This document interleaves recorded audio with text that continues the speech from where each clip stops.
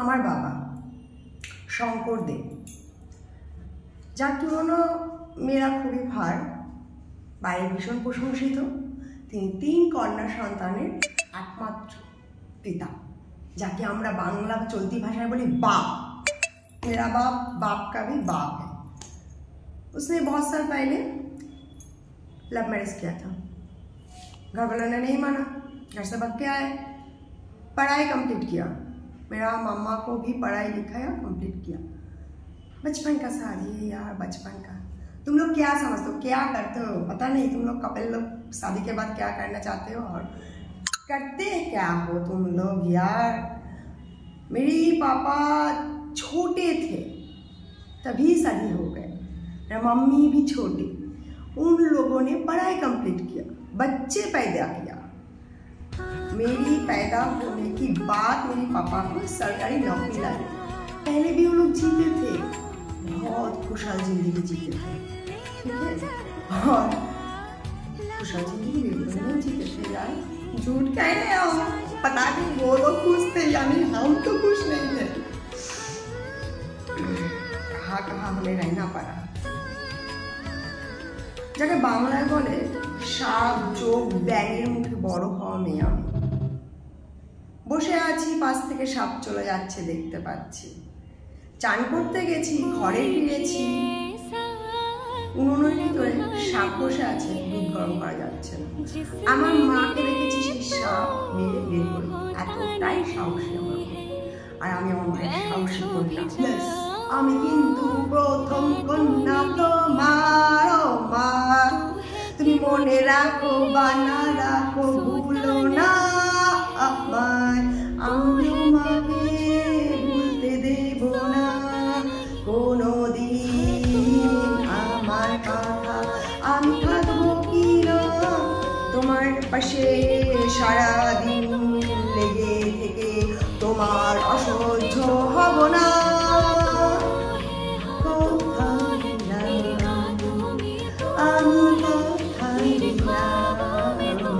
বাবা তোমার মুখ আমি কালিতে রাঙাতে দেব না।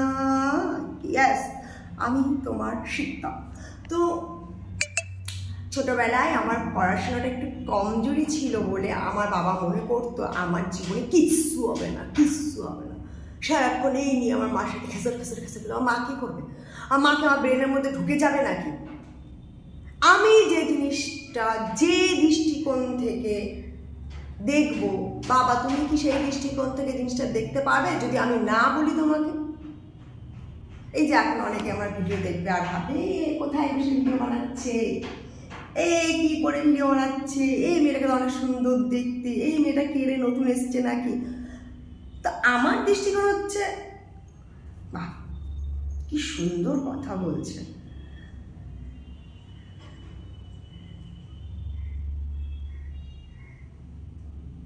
অ্যাকচুয়ালি আমার এখন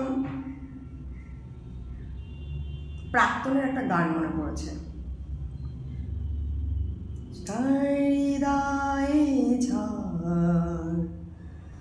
তোমার গলার শব্দ দূষণ তোমার কানে না, আমার গানে শব্দ দূষণ তোমার কানে হতো, ধমক দিয়ে হারমোনিকেরে বন্ধ করে দিত। বাবা তুমি এমন করে করেছো মস্তিষ্ক নষ্ট, আঘাতে আঘাতে রক্তাক্ত দেখাতে পারিনি আমি কাউকে, বোঝাতে গিয়ে ভুল বুঝেছে আমায়, অপমান হতে হয়েছে, কে দেবে ফিরিয়ে এই সব দিন।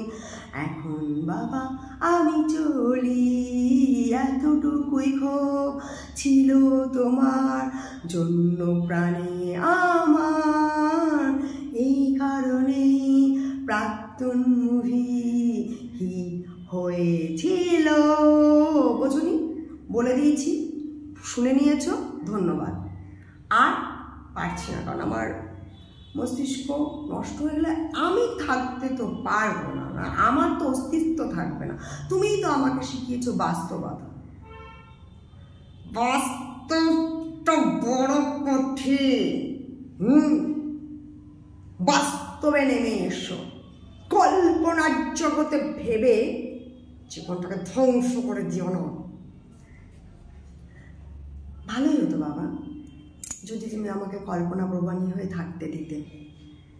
আমি তো বেশ ছোটবেলা থেকে তোমার আঘাতে আঘাতে কল্পনা করতে শিখে গেছি আরো মজবুতভাবে। এই যে দেখো না বাবা, আমি এখন বসে আছি, এই যে কথা বলছি, আমি বেশ কল্পনা করতে পারি আমি কোনো এক সিনেমার লিড হিরোইন। আমার বাইরে গাড়ি দাঁড়িয়ে আছে, ম্যানেজার দাঁড়িয়ে আছে, আমার জন্য অপেক্ষা করছে। আমি ফ্রেশ হয়ে বেরোবো এবং তাদের সাথে করে আমার গন্তব্যে পৌঁছে যাব একটা ফ্রেশ গান শুনতে শুনতে। গাড়ির জানালা থেকে আমি হাত বাড়িয়ে দিয়ে হাওয়াগুলোকে হাতে মাখবো। পাশে তোমার দাদু ভাই গিটারটাকে নিয়ে যেমন খুশি, যা খুশি, যেভাবে খুশি বাজাতে থাকবে। পারবে কি তুমি আমাকে এই দিনটা দিতে? আমি পূরণ করেছি তোমার সব স্বপ্নকে। আমি তোমাকে যা যা কথা দিয়েছি রেখেছিও তাই। ভালোবেসেছিলাম যাকে,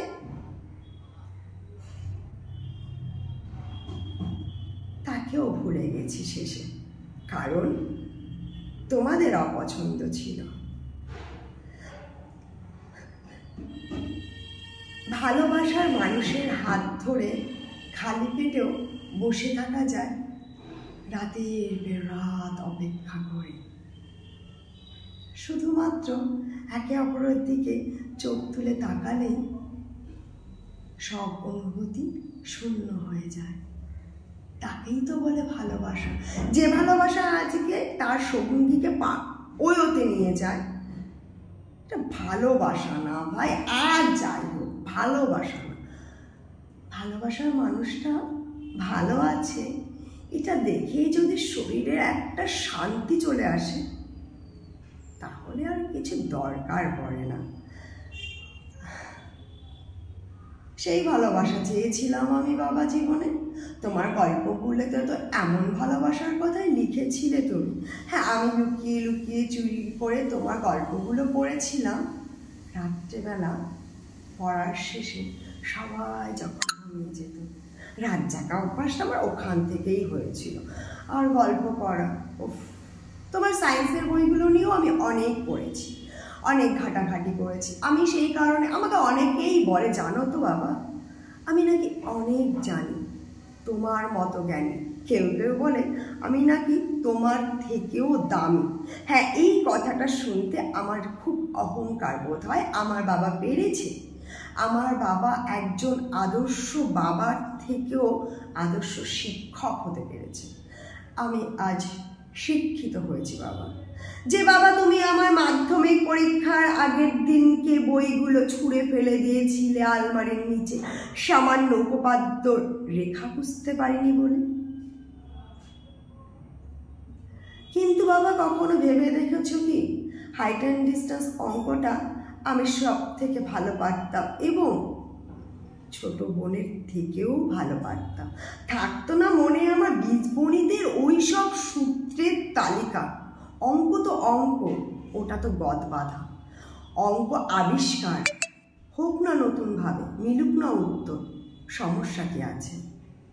কিন্তু তুমি তুমি তুমি যেটা তোমার দাদুকে করতে দেখেছো, জঙ্গলে হেগে বদনা নিয়ে ছুটতে, তুমি কি এখনো সেটা করতে ভালোবাসবে বাবা?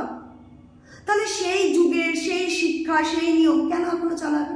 নিজের মতো কেন কিছু করতে না? তুমিই তো বলেছো এ বসন্ত রবীন্দ্রনাথের, এ বসন্ত নজরুলের, নতুন লোকের নতুন বসন্ত কোথায় গেল? তোমার গল্পে আছে, তোমার গানে আছে, তোমার কবিতা আছে, নতুন কিছু খুঁজছো, কিন্তু নতুন কিছু কাউকে করতে দেখলে চোখগুলো এরকম হয়ে যায় কেন? তোমাকে তো কেউ কিছু বারণ করেনি। এইভাবে যদি তোমার সাথে আমি কথা বলতে পারতাম বাবা, তুমি দেখতে তোমার মেয়ে কতটা ভয়ঙ্করভাবে বাইরের জগতের সাথে মিশে আসে। তাই আজকে তোমার মেয়েকে ছুটি দেওয়ার সময় হচ্ছে তোমার। সকাল থেকে পড়েছি যে মেলা, এবার আমি আমার ঘরে বসে আমার সাথে করব নানা রকম খেলা। ছবি আঁকবো, গান করব, নাচ করব, কবিতা লিখব, নিজের মতো নিজেকে উন্মাদ করে তুলব। দাও না এবার ছুটি আমাকে, অনেক তো হলো।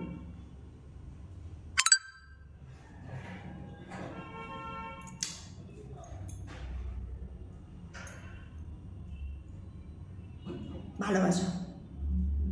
হে ফাঁসা, আমার ছাড়িয়ে গেছিস, কিরম ঠেহায় কেমন? আমি নাকি সুন্দর দেখতেন? আরে ভাই, আমি সুন্দর দেখতেন? আরে তুই তো কুকুরের গু খাওয়া পরিবারের সন্তান। মানে সরি, ওরা কুকুরের গু খেত না অ্যাকচুয়ালি। ওদের বাড়ির উঠোনে ঘরের পাশে সব জায়গায় কুকুরের গু থাকতো, কুকুরে ওদের বাড়িতে হেগে রেখে যেত। অপবিত্র ছিল ওদের বাড়িটা অ্যাকচুয়ালি। আমি যাওয়ার পরে বাড়িটা বেশ সুন্দর হয়ে উঠেছিল। বাড়ির চারিদিকে না একা একা গাছ জন্মাতে শুরু করেছিল। ঘাসফুল গাছ, ঘাসফুল সব জায়গায় হয় না, দুব্ব সব জায়গায় হয়, কারণ দুব্বের গাছ মিটিয়ে দাও, সব পাপ মিটিয়ে দাও, শোষণ কর। কিন্তু কিছু কিছু গাছ পবিত্র স্থানেই জন্মায়। তুলসী গাছ জন্মাচ্ছিল ঠাকুর ঘরে, ব্যাঙের ছাতাগুলোর পাশ থেকে সুন্দর সুন্দর করে দুব্ব ঘাস গজাতে শুরু করেছিল। বেশ ভালো লাগতো যে আমার ছোঁয়ার বাড়িটা পবিত্র হয়েছে। তারপর বেটা ওকে কে কি ছাগলের মতো বুঝিয়েছে, ভালো লাগলো। লোভী ছুঁচোর সন্তান, রাস্তা চাপা খেয়ে মরে যায় সেই ছুঁচো না, সে তো বিশ্বকর্মার আশীর্বাদ। ওরা হচ্ছে ছুঁচোর গায়ে যে দুর্গন্ধ, তার পরিমাণ ওদের গা থেকে দুর্গন্ধ আসে, ওদের জীবনটায় দুর্গন্ধ করা। লুভি টাকার লুভি ছিল। ভেবেছে আমার বাবা, আমরা 3 মেয়ে, আমি বড়, আমায় কিচ্ছু দেবে না আমার বাবা, ঠিক আছে? এখানে এসে ভাগাভাগির একটা ব্যাপার হবে, কিছুই তো নেই, জমি জমা কিছু নেই। শুয়োর কোথাকার, পড়াশোনার মানে কলঙ্ক, আবার চাকরি বেশ, ঠিক চাকরি বেশ নে। মানুষের গু পরিষ্কার রেল লাইনে এখন গিয়ে মানুষে হাইয়ে রেখে যাবে, তাই পরিষ্কার করবে। ঠিকই আছে, একদম পারফেক্ট চাকরি দিয়েছে তখন কোনো জায়গায় না। বউ পেয়েছে, বউয়ের নামে সারাক্ষণ সারা জায়গায় শুনতেছি, সে কি কাউরি বিয়ে করেছে, ঠিকই আছে, একদম পারফেক্ট। আমার মতো সুভাষী সুশীলা মেয়ের সাথে তোর যখন কানটা সুখ পায়নি রে, কাউরি ঠিক আছে, যথেষ্ট। এমন কাউরিগিরি দেবে না তো সব শুকিয়ে টুনটুনি করে উড়ে যাবে, ওটাই বেটার, ওটাই বেস্ট অপশান হচ্ছে। তোর বড্ড বেশি কামড়ানি ছিল, উত্তা কোথা। ও আজকে একটা জিনিস ফিল করলাম, মনে দুঃখ জমলে বলে দিতে হয়, অকপটে বলে দিতে হয়, জানিয়ে দিতে হয় সবাইকে, তাহলে দুঃখ কমে যায়। সুখ পেলে জানাবে না, বারো।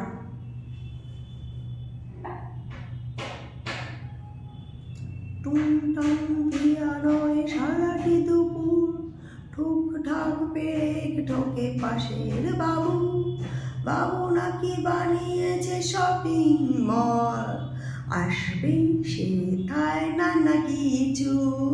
টুংটাং করে আমি সারাটি দুপুর পিয়ানোতে তুলে যাব নতুন যে সুর। বাবা মা বসে বসে মোবাইলে, কোথাও বসে সে ঘরের নিচে স্টুডিওর গান শুনবে আমার দেখবে টিভির পর্দাতে। ও মাই গড, চলো আমাকে কাছে স্নান করতে 14 মিনিট হয়ে গেছে। আমার জীবনে 14 মিনিট আমার কাছে অনেক বেশি, তবে এই 14 মিনিটটা আমি আরও চাই। দ্যাটস ওয়াই আমি ভিডিওটা পোস্ট করছি। তোমার যদি মনে হয় আমার এই 14 মিনিট কাটানোর পরে আমার সব কিছু বদলে যাচ্ছে, সব ভালো লাগছে, তোমাদের ভালো লাগছে, তো প্লিজ কনভার্ট করো। পয়সায় না, সময় কনভার্ট করো। আমি সময় কিনছি, আমাকে সময় কিনতে দাও।